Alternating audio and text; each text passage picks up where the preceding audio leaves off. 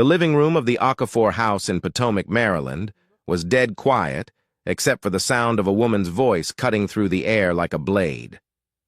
"Look at you. Just look at you. Sitting there like a lump of nothing. You can't walk. You can't dress yourself. You can't even wheel yourself to the bathroom without someone helping you. Tell me, Kalu, what exactly are you good for anymore?" The man in the wheelchair did not respond. He sat perfectly still. His hands rested on the armrests of his wheelchair.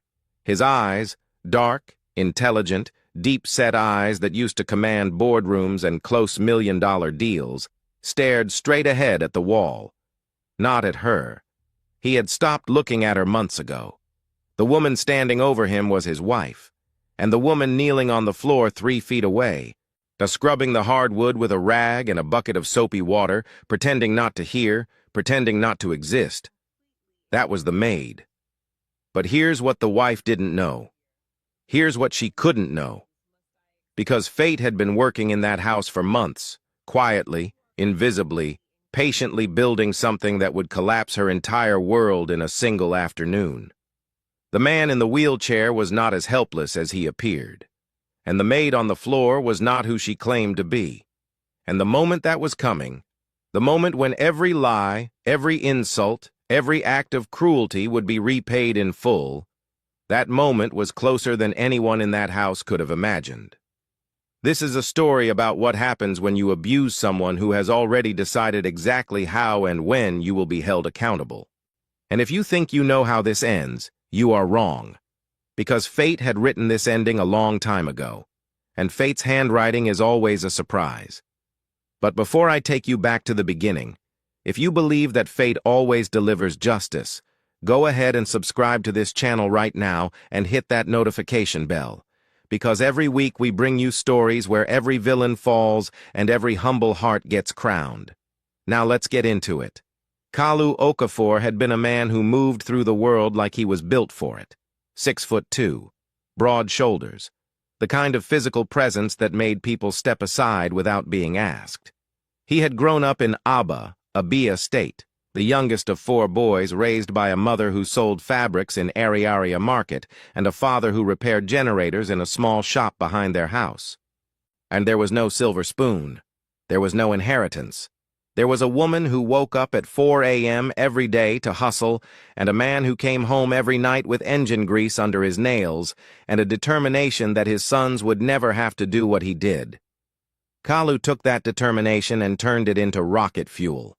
He won a scholarship to the University of Nigeria, Nsukka, studied computer science, graduated top of his class, got a visa to the United States, landed in Maryland with $200 in his pocket, a suitcase held together with tape, and a hunger that would not let him sleep. Within 5 years, he had built a cybersecurity consulting firm that served 3 federal government agencies. Within 8 years, the firm had 47 employees and was billing over $12 million a year. And within 10 years, Kalu Okafor was one of the most successful Nigerian tech entrepreneurs on the East Coast. He bought a house in Potomac, not just any house. A 6-bedroom estate on 2 acres with a 3-car garage, a home gym, a wine cellar, and a backyard that looked like a resort. Potomac is where the money lives in Maryland. Diplomats, surgeons, lobbyists, old money and new money sitting side by side behind hedgerows and iron gates. Kalu belonged there. He had earned every square foot. And then he met Amara. Amara Nwosu was 26 when Kalu met her at a Nigerian Independence Day gala in Washington, D.C. She was beautiful. Stunning, actually. The kind of woman who walked into a room and conversations paused.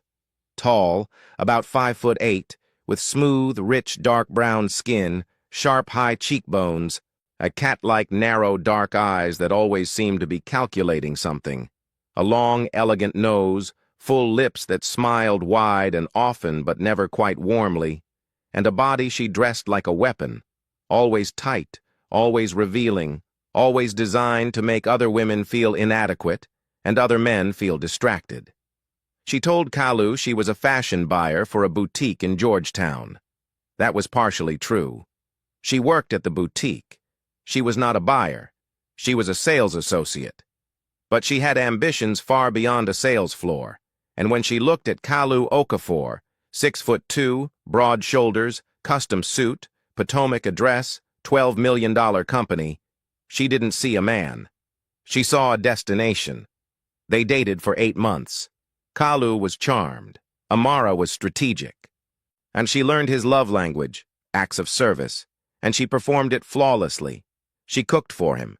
Igbo food. Ofensala that tasted like his mother's. She organized his closet. She remembered every small detail he mentioned and weaponized it into thoughtfulness. She studied him the way a general studies a battlefield. They married 14 months after meeting. Big wedding. 300 guests. A reception at the Four Seasons in Georgetown. Amara wore a custom white gown that cost $22,000. Kalu paid for everything and smiled while he did it because he believed he had found his partner. He had not found a partner. He had acquired a parasite. But love is a blindfold, and Kalu wore it willingly. For the first 3 years, things were manageable. Amara spent money aggressively. Designer bags, luxury cars, the spa weekends, trips to Miami and Dubai with girlfriends. But Kalu's company was printing cash, and he was not a man who fought about money. He grew up with nothing. If his wife wanted things, she could have things. That was his philosophy. But Amara wanted more than things. She wanted control. And control requires the other person to be smaller than you. She started with small cuts, criticizing how he dressed, mocking his Aba accent when it slipped through in front of her friends, rolling her eyes when he talked about his mother, canceling plans he made without asking her. Slowly, methodically, she rearranged their marriage until she was standing and he was sitting. And then fate intervened. The way fate always does, without warning, without mercy, without asking permission. 14 months ago, the Kalu was driving home from his office in Bethesda on a rainy Tuesday evening. Route 190, a wet curve, a delivery truck running a red light. The impact was on the driver's side. The car spun 3 times and hit a guardrail. Kalu was conscious for all of it. He heard the metal screaming. He felt the seatbelt cutting into his chest. He felt something in his lower back. Snap. Not break, not crack. Snap. Like a cable under tension releasing all at once. When he woke up at Suburban Hospital, he could not feel his legs. The diagnosis was a severe spinal cord injury at the L1 vertebra. The doctors were cautious. There is swelling. There is nerve damage.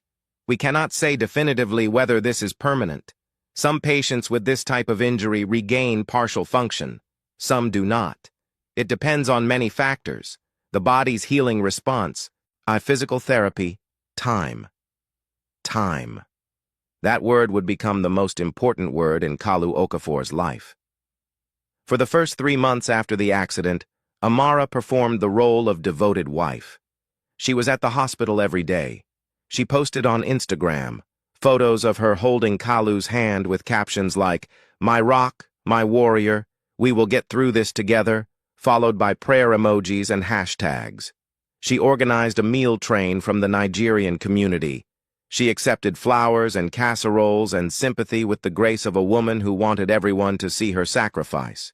But behind closed doors, in the house in Potomac where no Instagram camera could reach, something else was happening. Amara was suffocating. She had married a man who could carry her into rooms, a man who stood 6'2" and filled doorways, and a man whose physical presence matched the size of his bank account. Now that man sat in a wheelchair and needed help getting from the bed to the bathroom. And Amara, who had never loved Kalu for who he was, only for what he represented, could not handle the downgrade. It started at the 4-month mark. Small comments. "You're getting heavier. I can barely push this chair," said with a laugh, but not a kind laugh. Then louder comments. "Do you know how embarrassing it is to go to events with you in that thing?" People stare. Then open cruelty. "I didn't sign up for this, Kalu. I married a man, not a patient, not a project." By the 6-month mark, The mask was completely off. She stopped helping him, stopped cooking for him, stopped pushing his wheelchair, stopped touching him. She moved to the guest bedroom. She went out at night and came back in the early morning smelling like cologne that was not Kalu's. She stopped hiding her phone calls. She laughed loudly in the kitchen with someone named D, while Kalu sat in his wheelchair in the living room 15 feet away, hearing every word. And then came the worst part, the daily humiliations. She would stand over him in his wheelchair and look down at him the way someone looks at furniture they want to throw away. "Look at you. You used to be somebody. Now what are you? You can't walk. You can't work properly. You can't do anything a man is supposed to do. You're just a chair with a body in it." She said this in front of the home health aide who came 3 times a week. The aide quit after 2 weeks because she couldn't stomach watching it. She said this in front of Kalu's business partner, in David, who visited the house one evening and left white-faced and shaking with barely contained rage. And she said this in front of the maid. The maid. This is where fate steps into the story wearing a disguise, so pay very close attention. 8 months after Kalu's accident, Amara decided she needed a full-time housekeeper.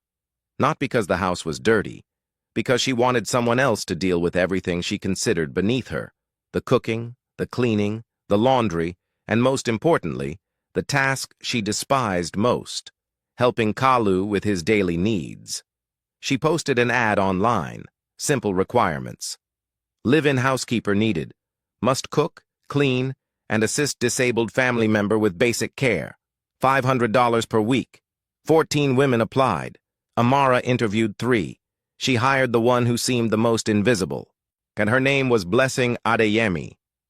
Blessing was 34 years old.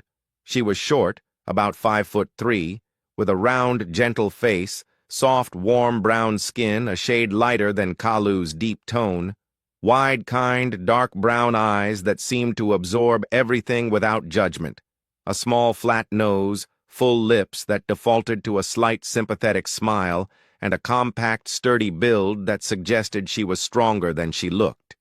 She wore her hair in simple short twists close to her head.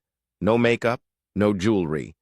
She dressed in plain, modest clothing, solid color t-shirts, simple skirts or pants, flat practical shoes. She spoke softly. She moved quietly. She kept her eyes down when Amara talked to her. She said, "Yes, Ma," to everything. Amara looked at her and saw exactly what she wanted to see. A small, quiet, invisible worker who would do what she was told and witness nothing. Amara was wrong. Amara was catastrophically, irreversibly wrong, and fate was already laughing. Because Blessing Adeyemi was not a housekeeper. Blessing Adeyemi held a doctorate in physical rehabilitation medicine from Howard University. She had spent 7 years as a physical therapist, specializing in spinal cord injury recovery at MedStar National Rehabilitation Hospital in Washington, D.C. She had published 12 peer-reviewed papers on neuroplasticity and motor function recovery. She had helped over 40 patients with spinal cord injuries regain partial or full mobility. She was one of the best in her field. So why was she scrubbing floors in Potomac for $500 a week? Because of David. And David Achebe was Kalu's business partner and closest friend. They had built the cybersecurity firm together from nothing. When Kalu's accident happened, David took over daily operations of the company without hesitation. He visited Kalu weekly. He watched the situation in the house deteriorate. He watched Amara transform from a negligent wife into an openly abusive one. He watched the home health aide quit. He watched Kalu retreat deeper and deeper into silence, and he decided to do something about it. David had a cousin who worked at MedStar. That cousin knew Blessing. David called Blessing and explained the situation. "My partner is in a wheelchair. His wife is abusing him. She's isolated him from outside help. She fired the home health aide. She controls who comes into the house. But she's looking for a housekeeper. Someone who will cook and clean and take care of him while she goes out and lives her life." Blessing listened without interrupting. "I need someone in that house who can do 2 things," David continued. "First, document the abuse. Second, and this is the real reason I'm calling you, I need someone who can evaluate whether Kalu can recover. His doctors said the injury might not be permanent, but Amara has canceled every follow-up appointment. She's stopped his physical therapy. She wants him in that chair, Blessing, because a man in a wheelchair can't leave, can't fight back, can't see what she's doing with his money. Blessing asked one question. Does he want help? David paused. He doesn't know I'm doing this. He's depressed. He's given up. But I know my partner. If someone gives him a reason to fight, he will fight. That man has more strength in his silence than most people have in their loudest moments. Blessing agreed. She took a leave of absence from MedStar. She put on plain clothes. She removed her credentials from her name. She showed up at the Okafor house in Potomac with a fake resume and a real mission, and Amara hired her on the spot. Because Amara saw a maid, fate saw a weapon. Now real quick, if you are already hooked on this story, do me a favor. Drop a comment right now and tell me what you think is going to happen when Kalu finds out who Blessing really is. I want to see who guessed right by the end.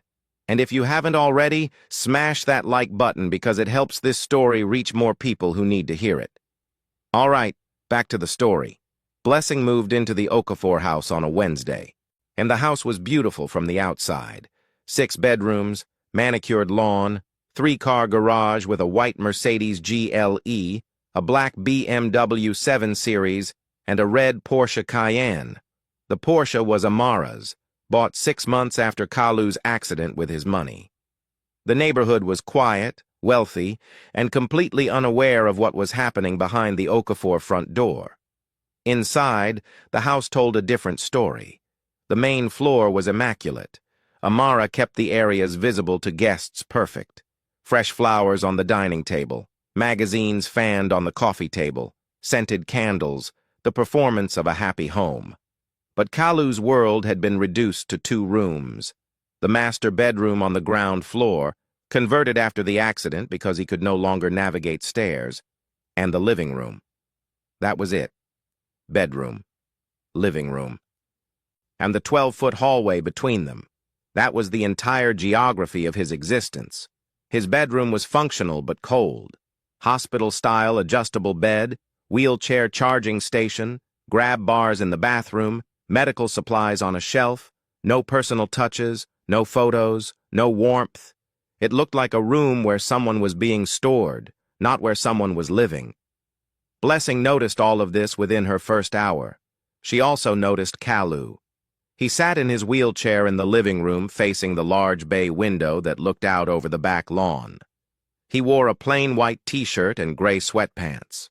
His frame, once broad and commanding, had thinned from months of inactivity and poor nutrition.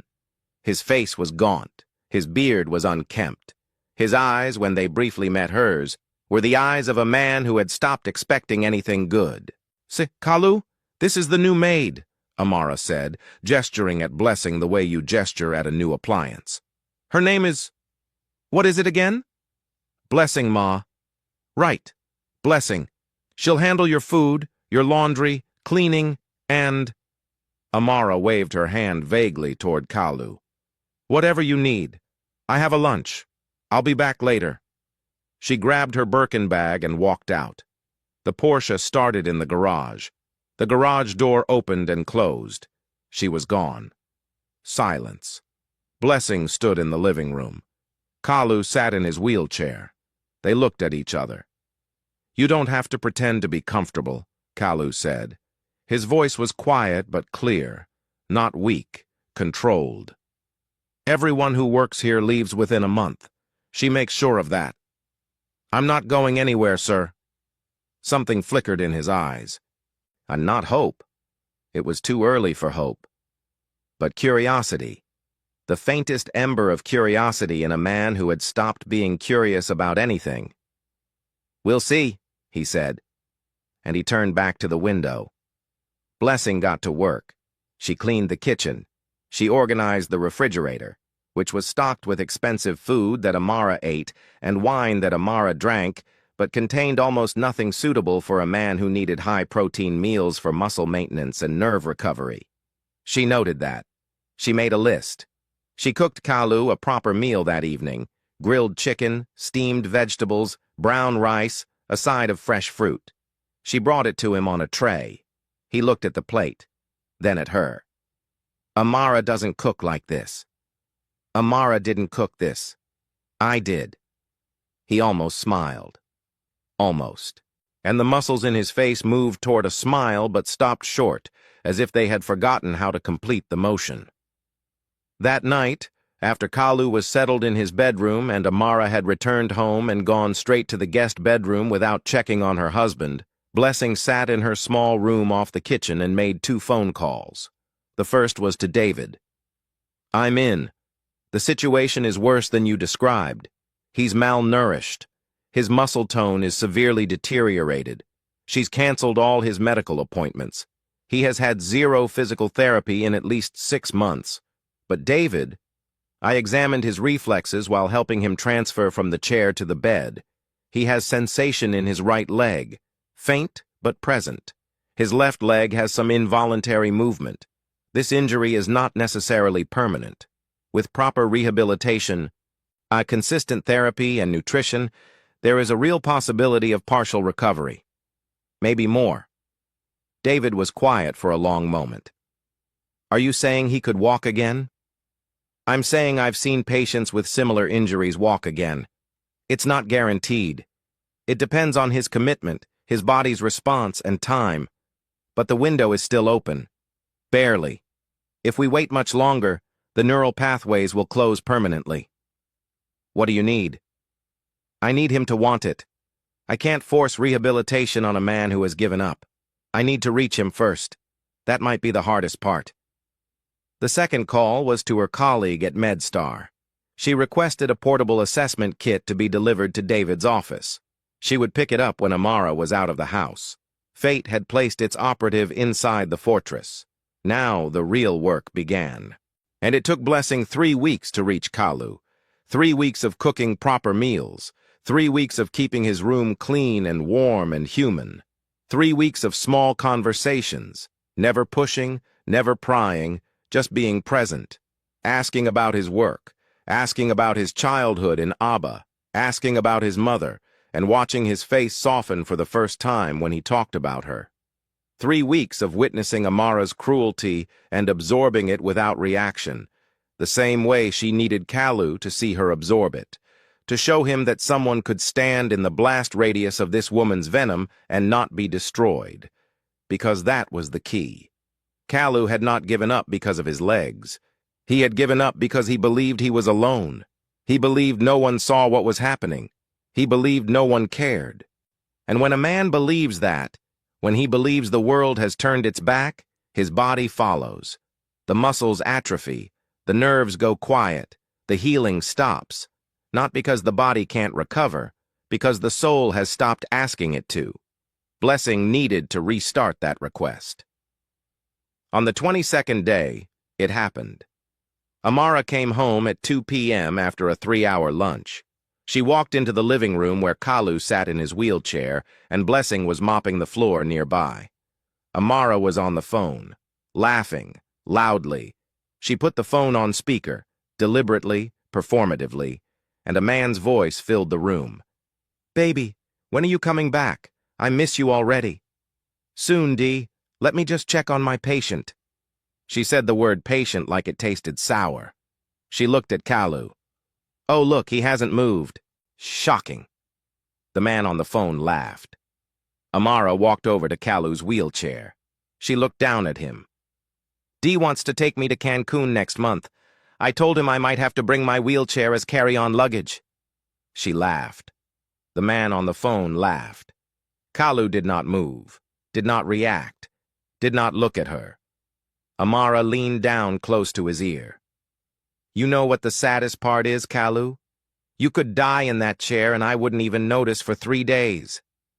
She straightened up, flipped her hair, and walked out of the room still laughing with Dee on the phone. Silence. Blessing kept mopping. Her hands were steady, but her jaw was clenched so tight she could feel her teeth grinding. She had spent 7 years working with trauma patients. She had heard terrible things. She had seen terrible things. But watching a wife say that to her husband, calmly, casually, while a man laughed on speakerphone, was something that reached a part of her professional detachment and cracked it. She looked at Kalu. He was still staring at the wall, but something was different. His hands on the armrests of the wheelchair were no longer resting. They were gripping. His knuckles were pressed white against the padded armrests. His jaw was clenched. A vein in his temple was visible. And his eyes, those deep-set, dark, intelligent eyes, were not empty anymore. They were burning. Blessing put down the mop. She walked to the living room entrance and checked that Amara had gone upstairs. She heard the guest bedroom door close. Music turned on. Amara was done performing for the day. Blessing walked back to Kalu. Then she knelt down beside his wheelchair so she was at his eye level. She spoke quietly. "Mr. Okafor, I need to tell you something, and I need you to listen to me very carefully." He looked at her, really looked at her, for the first time since she arrived. "I am not a maid." His eyebrows moved, just slightly. "My name is Dr. Blessing Adeyemi. I am a physical rehabilitation specialist. I have a doctorate from Howard University.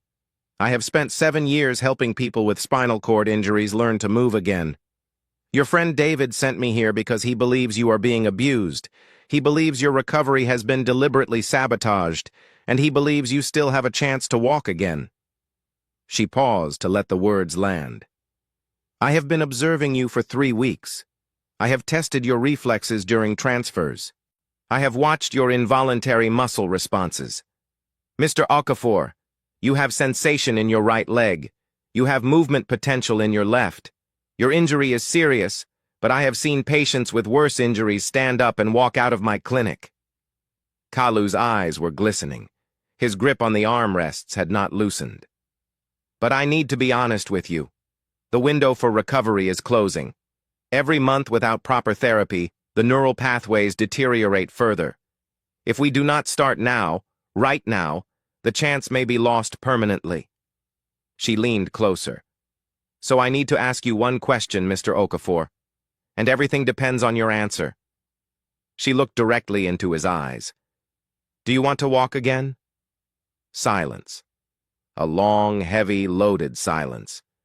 Then Kalu Okafor, the man who had not smiled in 6 months, and the man who had stopped speaking in full sentences, the man who had been sitting in that wheelchair staring at walls while his wife laughed at him and paraded her lover through his house, Kalu Okafor said one word: yes.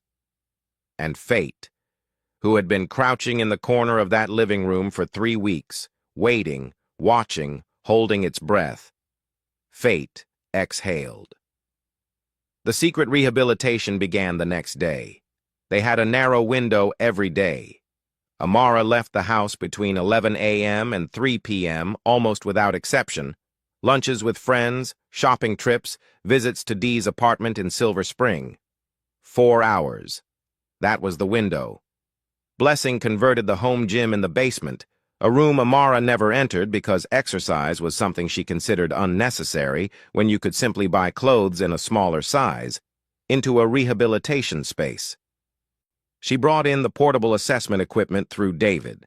She set up parallel bars using PVC pipes and hardware from Home Depot. She ordered resistance bands and therapy balls and had them delivered to David's office. The first session was brutal. Kalu could not stand. He could not support his own weight. His legs buckled the moment pressure was applied. His core muscles had atrophied to the point where sitting upright without the wheelchair's support was a struggle. Blessing expected this. She had seen it 40 times before. "This is day 1, she told him as he sat on the therapy mat breathing hard, sweat soaking his t-shirt, frustration burning in his face. "Day 1 is always the worst. Day 2 is slightly less terrible. Day 30, you will not recognize yourself." Kalu looked at her with an expression she had seen on every patient she had ever worked with, the expression of someone who wants to believe but is terrified of hoping. What if it doesn't work? Then you will be a man who tried, and that is infinitely more than a man who didn't. He nodded. They continued. Day 7. Kalu could sit upright on the mat without support for 45 seconds. Day 14. He could feel pressure applied to both feet. He could wiggle the toes on his right foot. Day 21. Standing between the parallel bars for 8 seconds before his legs gave out. Day 30. Standing for 30 seconds. Assisted. Trembling. But standing. The progress was not linear. There were bad days. Days where nothing worked. Days where his body refused. And days where the pain was so intense that Kalu gritted his teeth until Blessing could see the veins in his neck. Days where he wanted to quit. But Blessing would not let him quit. Not because she was cruel, because she knew something Kalu was still learning. That his body could do this. The signals were there.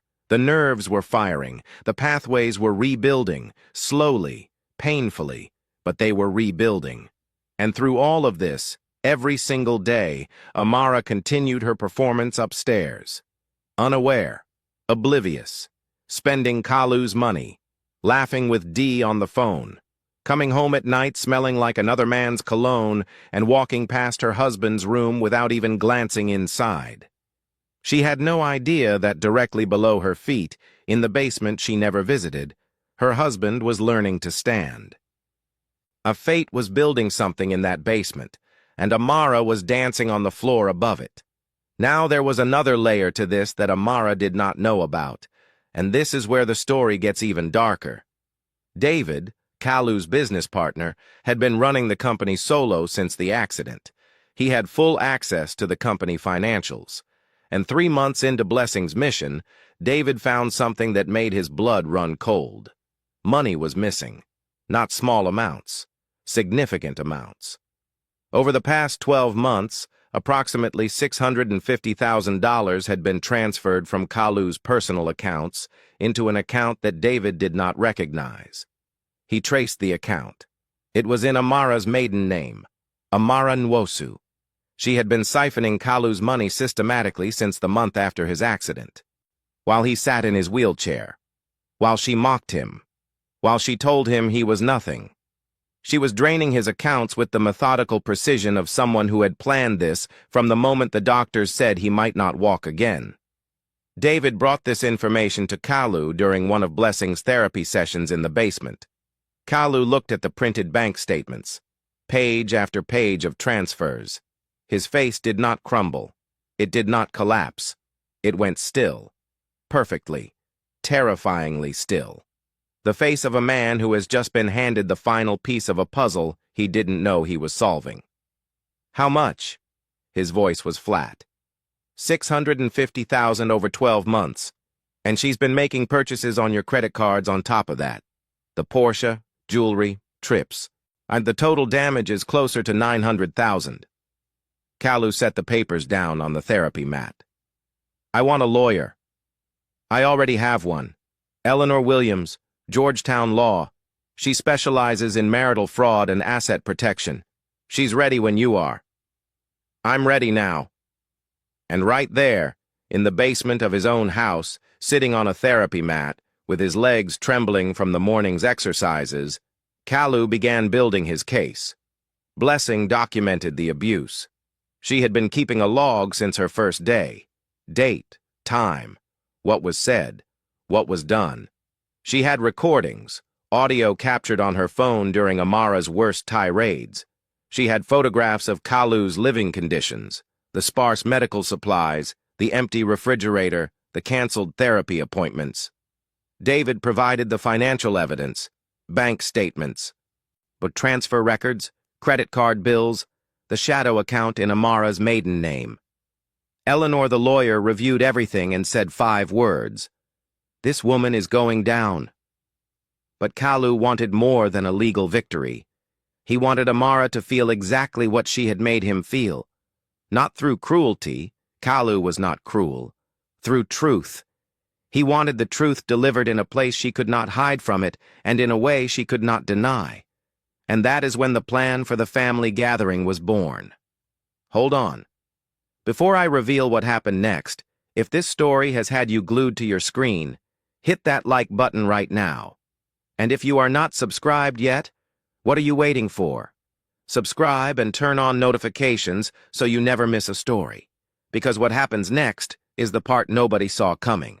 By month 5 of Blessing's secret therapy, Kalu could stand independently for 3 minutes. He could take 4 steps with a walker.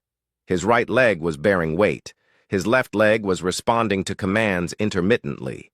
Sensation had returned to both legs almost fully. By month 6, Kalu could walk across the basement, slowly, with focus, with effort. But he could walk, 12 steps, then 20, then across the full length of the room. The first time he walked 20 steps without support, he stopped, stood in the middle of the basement and cried, not from pain, from remembering what it felt like to be vertical, to look at the world from 6'2" instead of 3'6" in a wheelchair. Blessing cried too. She turned away so he wouldn't see. But she cried. And through all 6 months of this miracle happening beneath her feet, Amara noticed nothing. And she never went to the basement. She never checked on Kalu's condition. She never asked how he was feeling. She continued her routine. Leave at 11, return at 3 or later, mock him if she happened to see him, retreat to the guest bedroom, call D, repeat. She was so consumed with her own cruelty that she was blind to the resurrection happening 12 feet below her designer shoes. Kalu continued to use the wheelchair upstairs. Every day. He sat in it when Amara was home. He allowed Blessing to push him. He played the role of the broken man. He watched Amara with those intelligent dark eyes, and he said nothing. But he was not the same man in that chair. The man in that chair was no longer defeated. He was waiting, and fate was waiting with him. Amara's birthday was approaching. She was turning 35. And she decided to throw a party. Not just any party, a family gathering. She invited Kalu's family from Nigeria, his 3 older brothers and their wives, his mother Mama Okafor, who was flying in from Aba. She also invited her own parents, her sisters, and a selection of friends from the Nigerian community in the DMV area. The guest list was about 60 people. Now you might ask why Amara would invite Kalu's family, the family she had kept at a distance for over a year. The answer is simple and cold. Amara was planning to announce the divorce at the gathering. She wanted witnesses.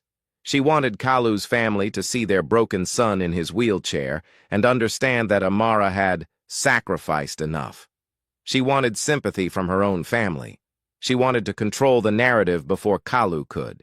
She even told Kalu about the gathering. Casually, cruelly. Your mother is coming. Your brothers too. Try to look presentable. I don't want them thinking I've been neglecting you. She laughed at her own joke. Kalu looked at her from his wheelchair, and for the first time in 14 months, he smiled. Amara didn't notice the smile. If she had, she might have felt something cold run down her spine, because it was not a smile of amusement. It was the smile of a man who had just been handed the stage he needed. He called David that night. The gathering. That's when we do it. Are you sure? I have never been more sure of anything in my life. The preparation was meticulous. David coordinated with Eleanor, the lawyer, to have the legal documents ready. The evidence of financial fraud, the asset protection filings, the formal separation paperwork. Blessing intensified the therapy sessions. Kalu was walking 30 steps independently now. His gait was slow but steady. He would not be running any races, but he could stand up from a chair and walk across a room under his own power. For the plan, that was enough. That was more than enough. They rehearsed the moment. Kalu would be in his wheelchair at the gathering as usual. At a specific point, after Amara made her divorce speech, Kalu would ask to respond. And then he would stand. And then he would walk. And then he would speak. Blessing would be there, not as a guest, as the maid, serving food, clearing plates, invisible, exactly where Amara always wanted her. The day arrived, a Saturday in October. The Okafor house in Potomac was transformed. Amara had hired caterers. A canopy was set up in the backyard. White chairs arranged in rows facing a small decorated area with a microphone and speakers. Jollof rice, pounded yam, egusi soup, suya, small chops, drinks, music, the works. The guests arrived between 2 and 3 p.m.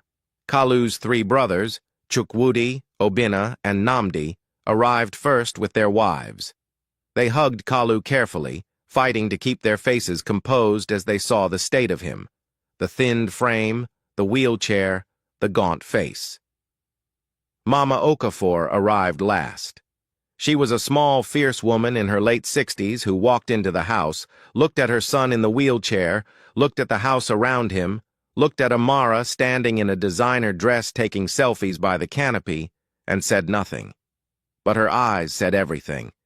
Amara's parents arrived, her sisters, friends from the community. The backyard filled up. Music played. A food was served. Blessing moved through the gathering in her plain clothes, carrying trays, clearing plates, refilling drinks. Invisible. Just the maid. Nobody looked at her twice. At 4:30 p.m., Amara stepped to the microphone. She wore a white fitted dress, white heels, gold jewelry. Her hair was freshly done. She looked beautiful, and she knew it. Family, friends, thank you all for being here for my birthday. This has been a difficult year for this family. As you all know, Kalu's accident changed everything. She paused, pressed her hand to her chest. Performance. I have tried. God knows I have tried to be the wife he needs. I have sacrificed my career, my social life, my happiness. I have given everything to care for this man. But there comes a point where you have to choose yourself. She looked at Kalu. And he sat in his wheelchair at the end of the front row. His face was unreadable. It is with a heavy heart that I want to share with you all that Kalu and I have decided to go our separate ways. I will always love him, but I cannot continue to live like this. I hope you all understand. She dabbed at a tear that was not there. Murmurs through the crowd. Kalu's brothers exchanged dark glances. Mama Okafor sat perfectly still with her hands folded in her lap and fire in her eyes. Amara smiled bravely. Does anyone have any? I would like to say something. Kalu's voice cut through the murmurs. Clear, strong, not the voice of a broken man, the voice of a man who had been waiting for exactly this moment. Amara blinked. Of course, baby. Go ahead. She expected a tearful acceptance, a broken man agreeing to his own disposal. She expected the wheelchair speech, the, I understand, I wish you the best, I'm sorry I couldn't be enough speech. She was wrong. Kalu placed both hands on the armrests of his wheelchair. He gripped them the way he had gripped them 6 months ago when Amara told him he could die and she wouldn't notice. His knuckles went white, and then he pushed. His arms straightened, his body rose, slowly. The wheelchair rolled backward slightly on the grass. He was standing. 6 foot 2, standing. The crowd went silent. Not quiet. Silent. The kind of silence that happens when the laws of the universe rearrange themselves in front of your eyes. Amara's mouth fell open. The microphone in her hand tilted. Her eyes went wide, wider than Blessing had ever seen in 6 months of living in that house. Kalu. What are you? He took a step. Then another. Then another. Slow. Deliberate. Each step steady. Each step saying the same thing his footsteps had been saying in the basement for 6 months. I am still here. I was always here. You just stopped looking. He walked to the microphone area. 12 steps. The longest walk of his life, and the shortest. Every step was a lifetime. Every step was nothing. He stopped in front of Amara. He was taller than her by 6 inches. She had forgotten that. She had gotten used to looking down at him. Now she had to look up. He gently took the microphone from her frozen hand. He turned to face the gathering. "My family, my friends, thank you for being here. I have something to share with you today, too." His voice was steady, controlled, the voice of a CEO addressing a board, and the voice of a man from Abba whose mother sold fabric and whose father repaired generators and who had built a $12 million company from nothing. "For the past 14 months, my wife has told me I am nothing. She has told me I am half a man. She has told me I could die in my wheelchair and she would not notice for 3 days. She said these things in front of caregivers who quit because they couldn't watch. She said them in front of my business partner. She said them in front of the woman standing right there." He pointed at Blessing. Every head turned. "This woman. The woman my wife hired as a maid. The woman she ordered to clean toilets and scrub floors. This woman is Dr. Blessing Adeyemi. She holds a doctorate from Howard University. She is one of the leading physical rehabilitation specialists in the Washington, D.C. area.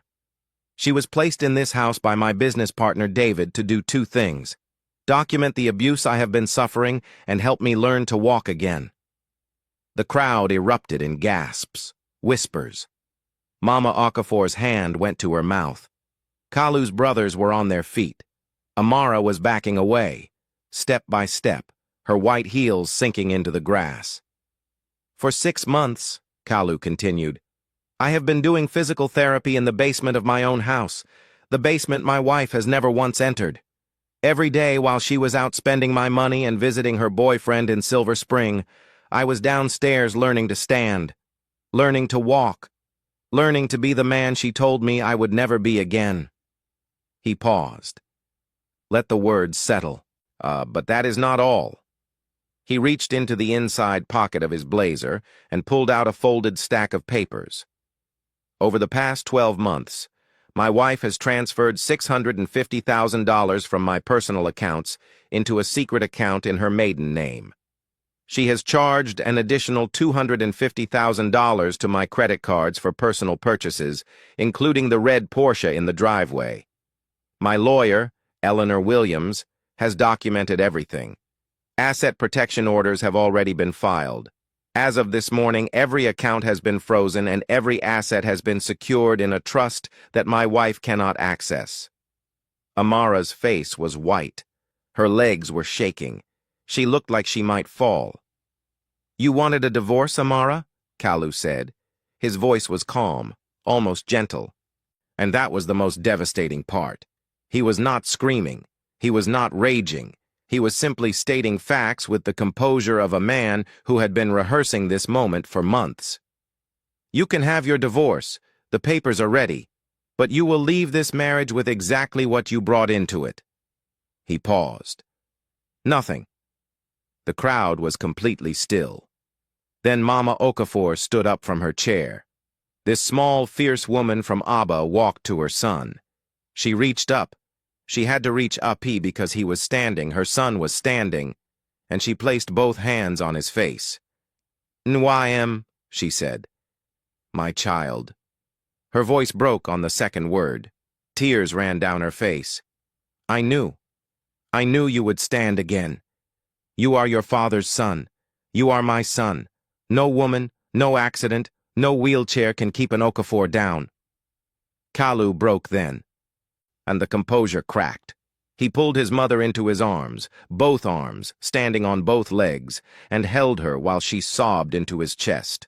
The crowd erupted, not in silence this time, in noise, in applause, in cheers, in the raw, unfiltered sound of 60 people witnessing a miracle and a reckoning at the same time.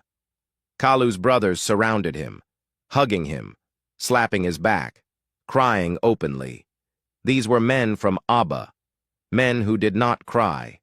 They were crying. David stood at the edge of the crowd with his arms crossed and tears running down his face and a smile so wide it looked like it hurt. And Blessing, Dr. Blessing Adeyemi, stood near the catering table in her plain clothes, holding an empty tray, watching her patient stand in his mother's arms. She set the tray down quietly. She wiped her eyes with the back of her hand. and she smiled the smile of a woman who had just watched 6 months of work produce a moment she would remember for the rest of her life. And Amara?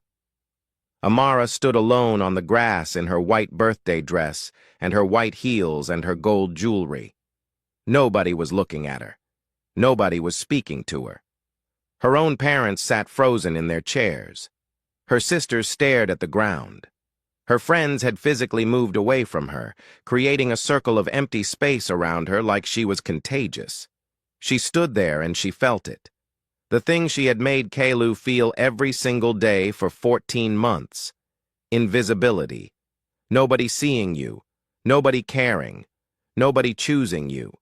Standing in a room full of people and being completely, utterly alone.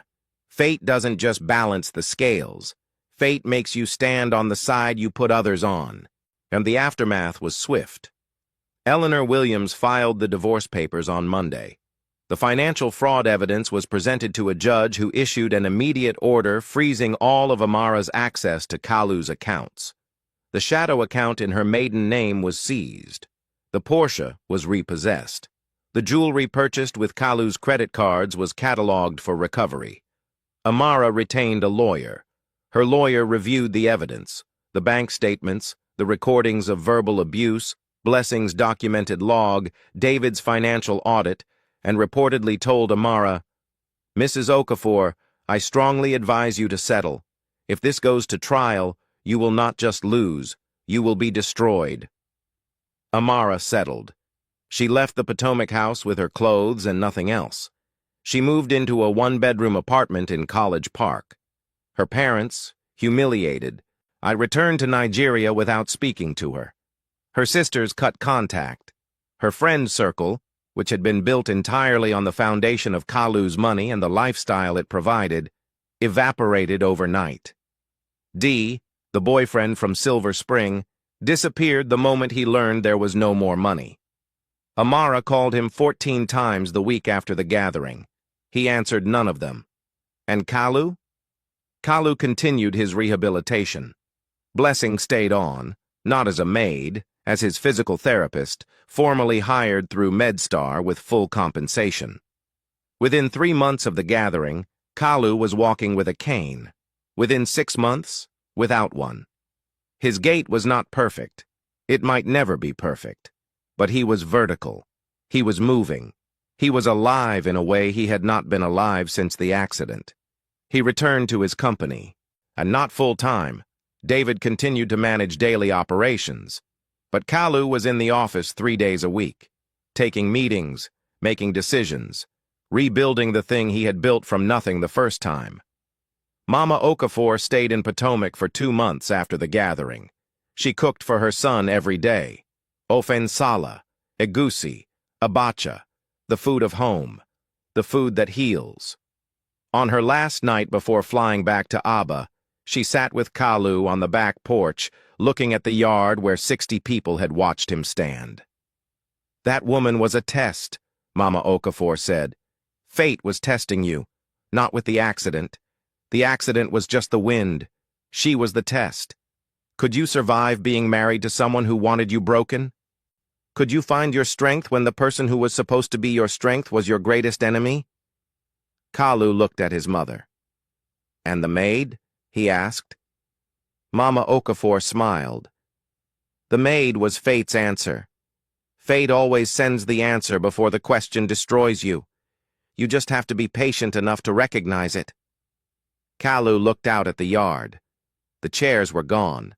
The canopy was gone. The microphone was gone. It was just grass and sky and the quiet sound of evening in Potomac. "I almost gave up, Mama."